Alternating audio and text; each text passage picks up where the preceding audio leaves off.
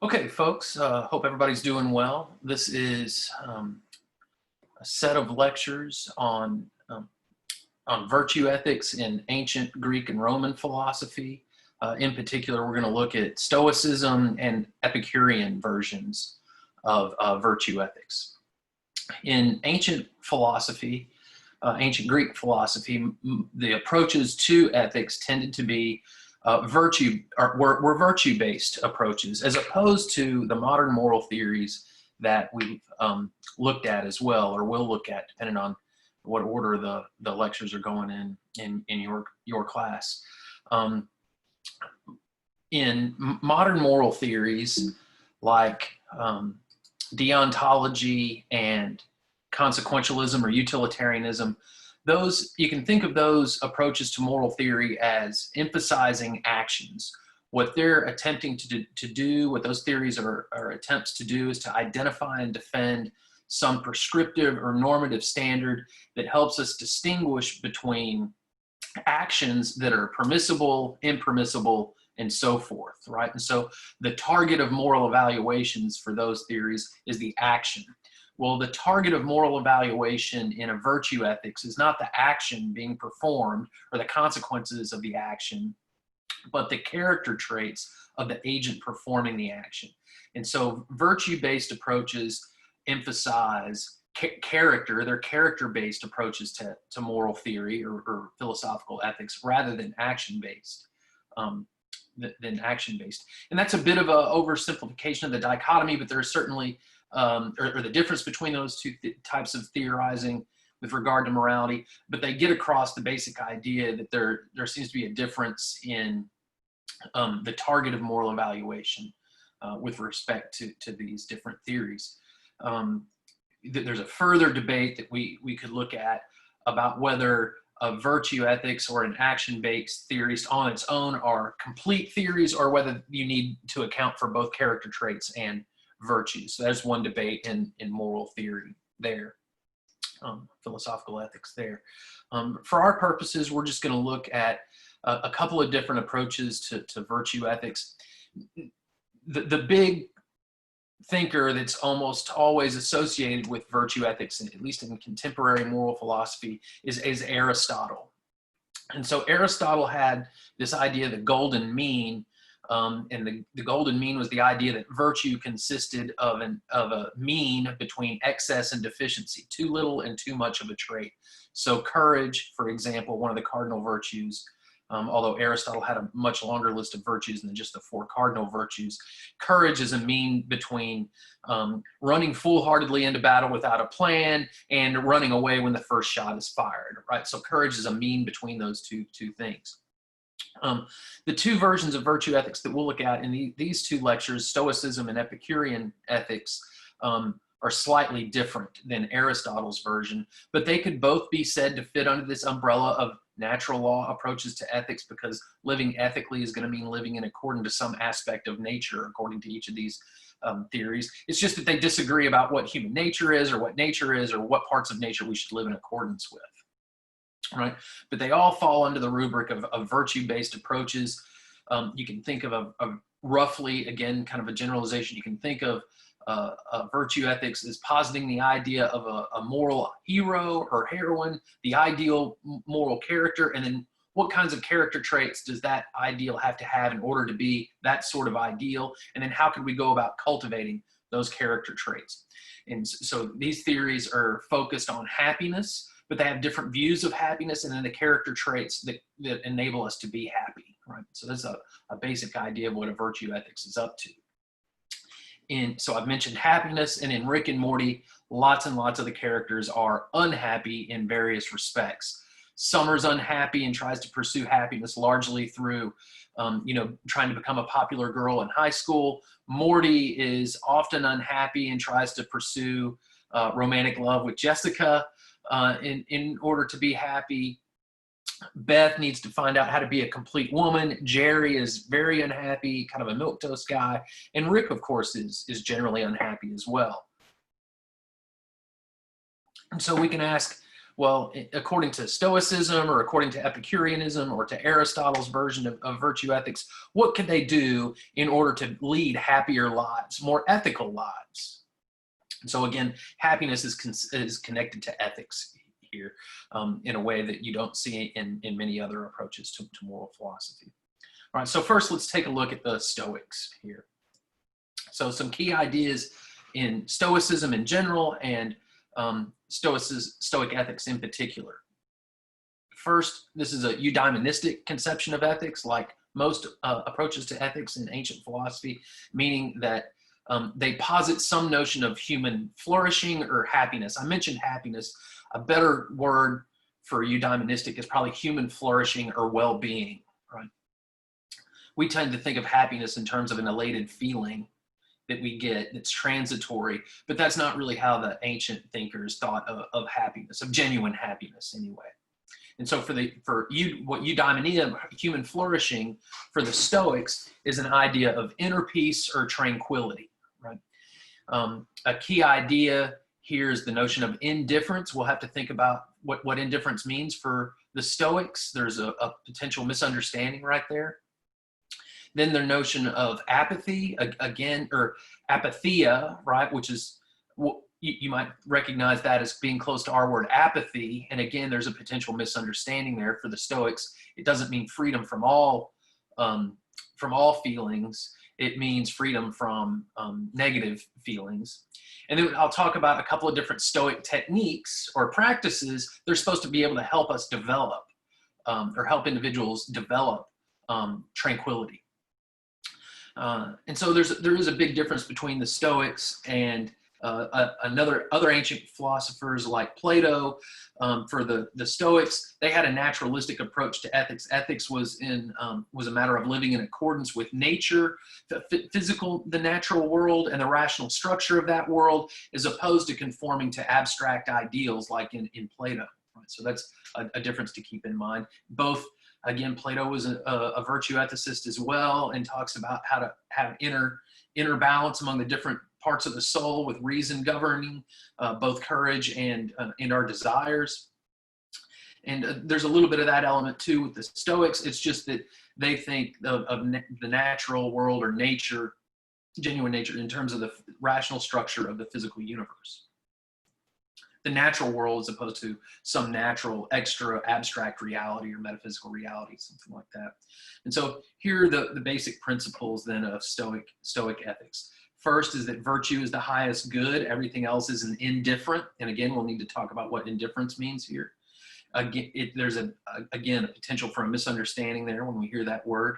And then to live in accordance with the rational structure of nature and this idea of the dichotomy of control, which is connected to the rational structure of nature for the Stoics.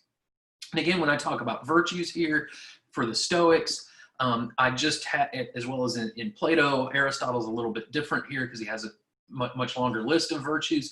I'm just really referring to, with regard to the Stoics, the cardinal virtues. So wisdom or prudence, right? Discerning the right course of action, application of principles to general principles to concrete cases or particular cases in order to achieve a particular result.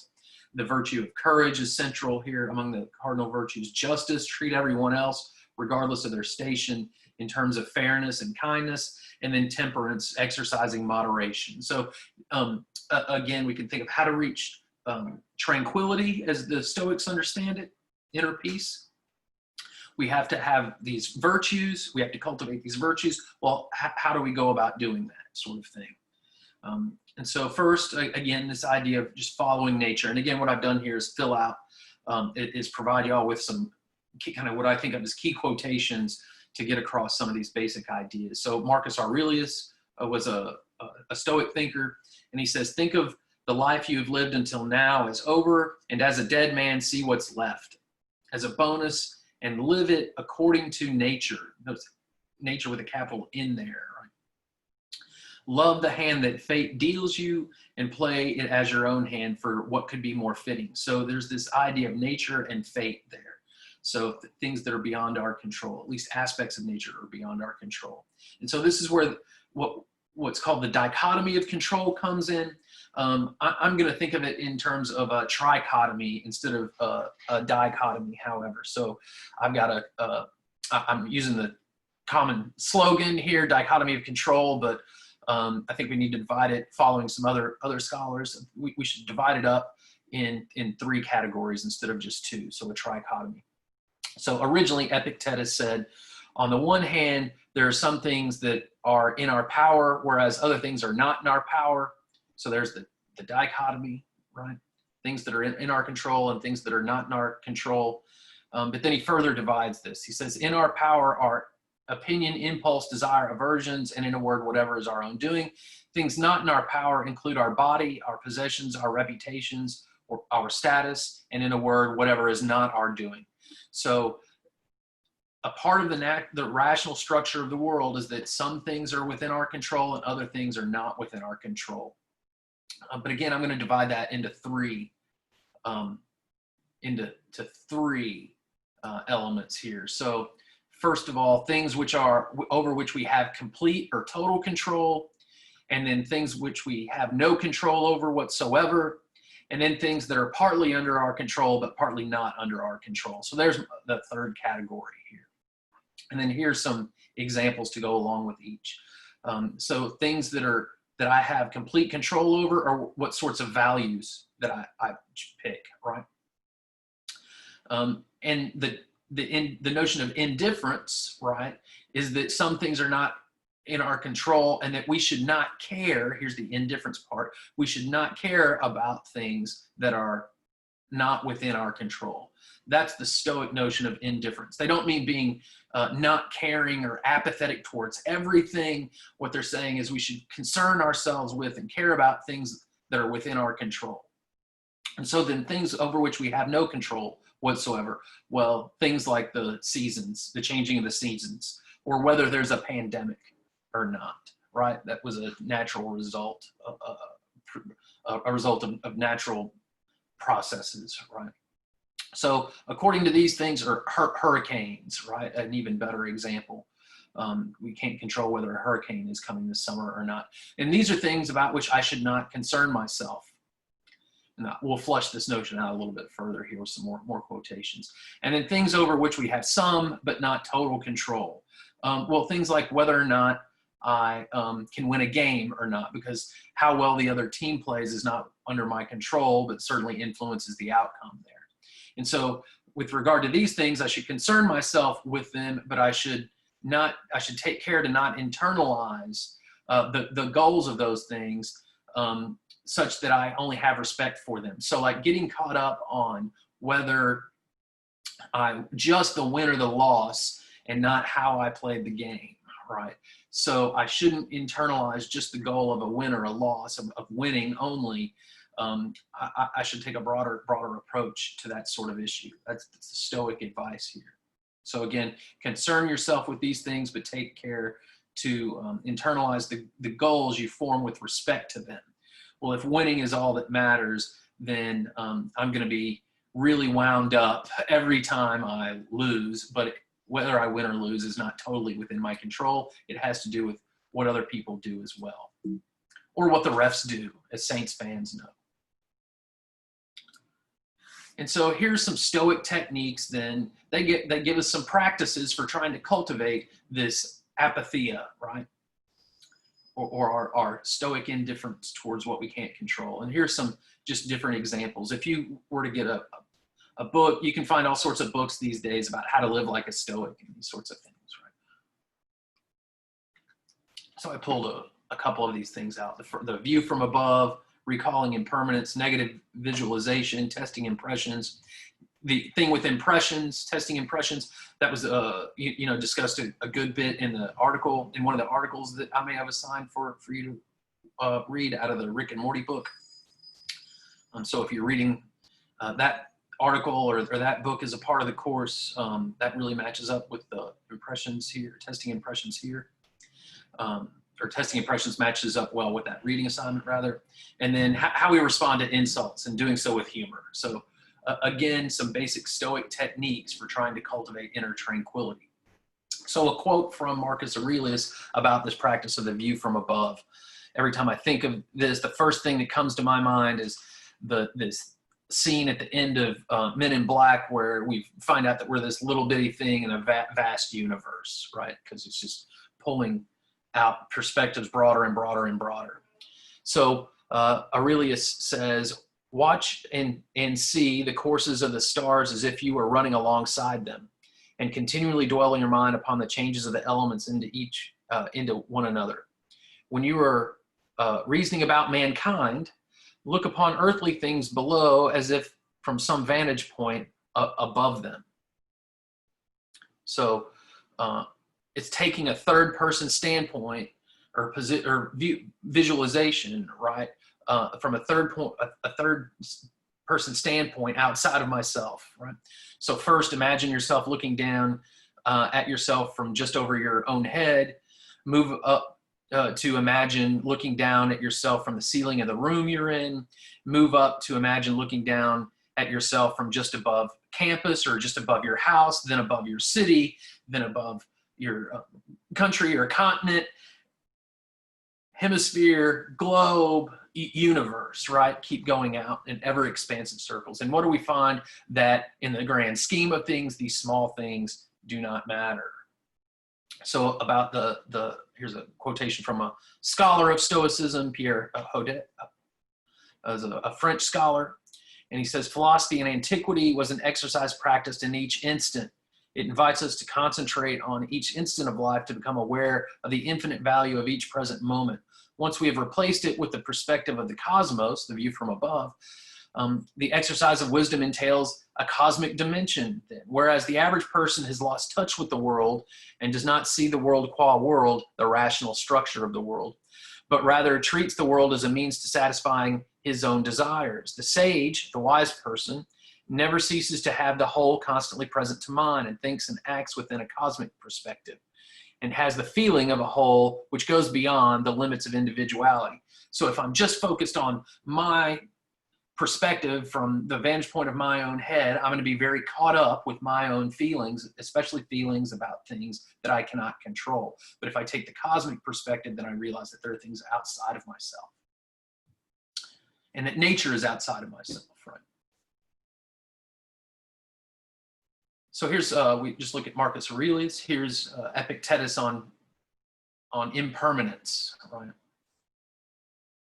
So you could compare and contrast this idea with, attachment in Buddhism, right? So in the case of particular things that delight you or benefit you, or to which you have grown attached, remind yourself of what they are. Start with the things of little value. If it is china you like, for instance, a piece of fine dishware, say I'm fond piece of china. When it breaks, then you won't be disconcerted. When giving your wife or child a kiss, repeat to yourself, I am kissing a mortal. Then you won't be so distraught if they are taken away from you. So again, we might look at this and have a gut reaction that what he's saying is don't care or don't love your kids or your wife or something like that. But that's not really, that's kind of an overstatement and to the point of mischaracterization what the Stoics are up to here. It's that we should just be reminded that things are not lasting. Things do fade away. And so we shouldn't get so attached to them that we become incapacitated once they're gone. It's not quite the same thing as saying that we ought to not give a shit about our loved ones or friends and family. And then here's another Stoic technique, negative visualization. So what sorts of things could go wrong, right? We often don't anticipate things that could go wrong, and so our plans go awry. So connection to wisdom there, right? Or prudence.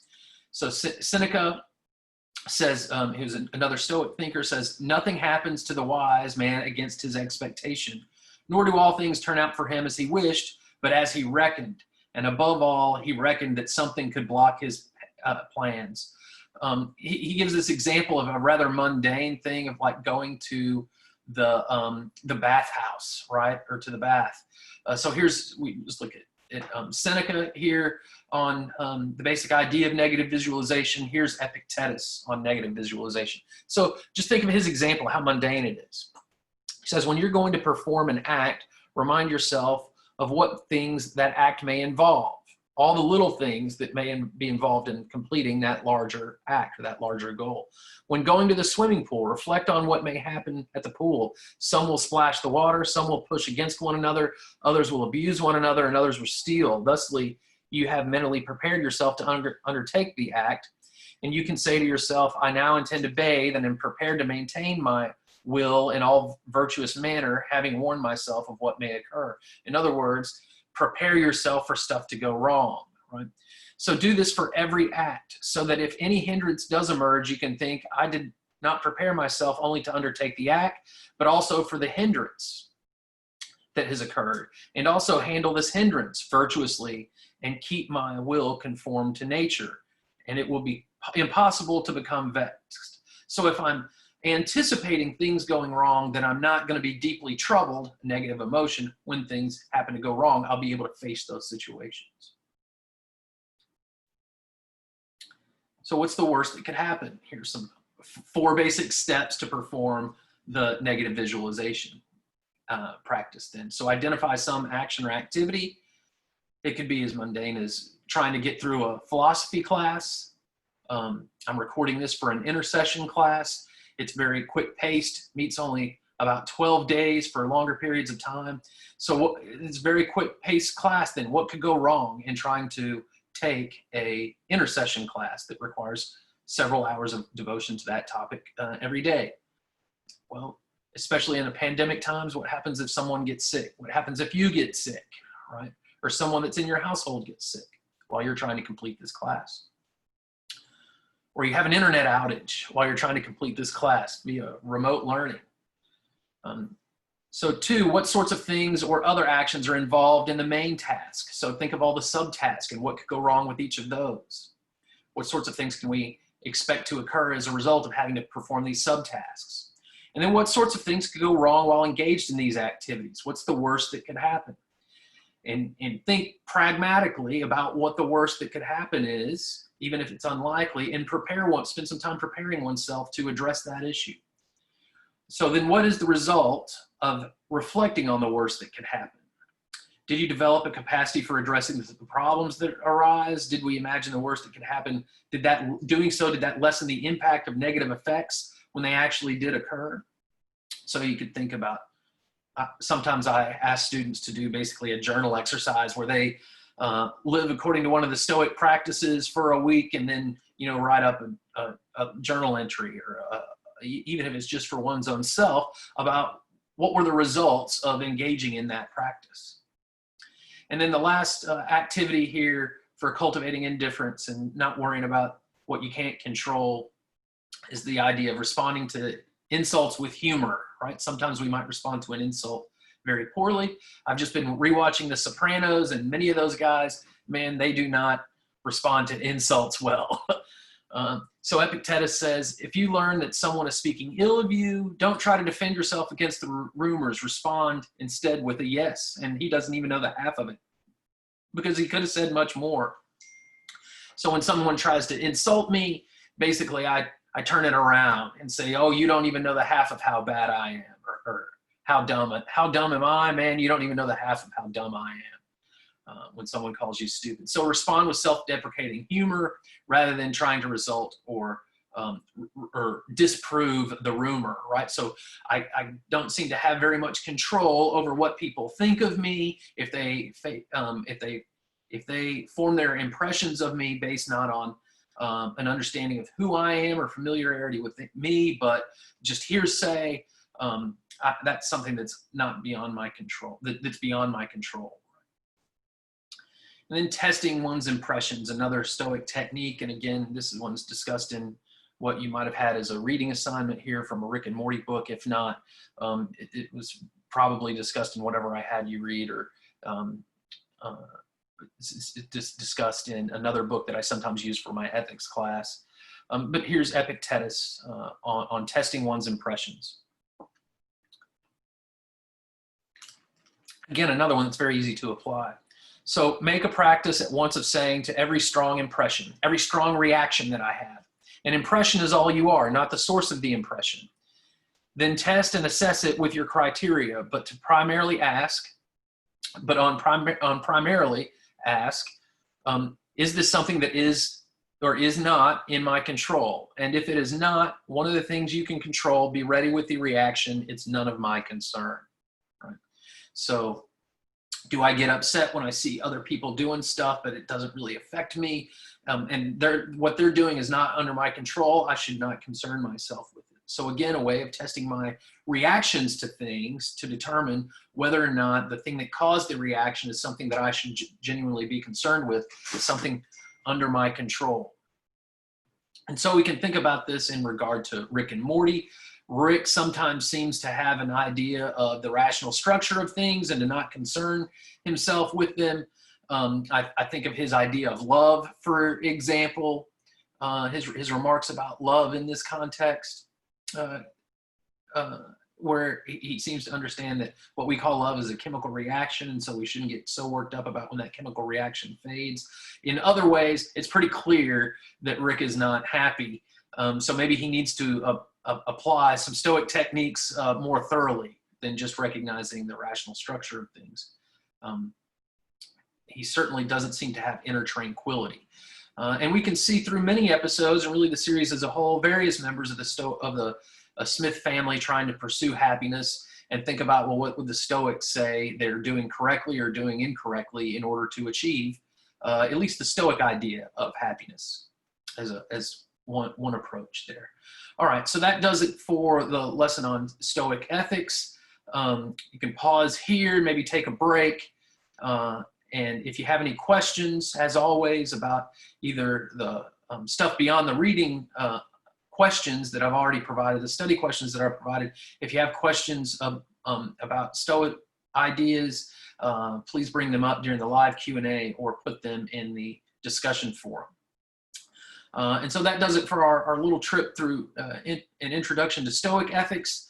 Go ahead and pause here and take yourself a break before going on to the next lecture.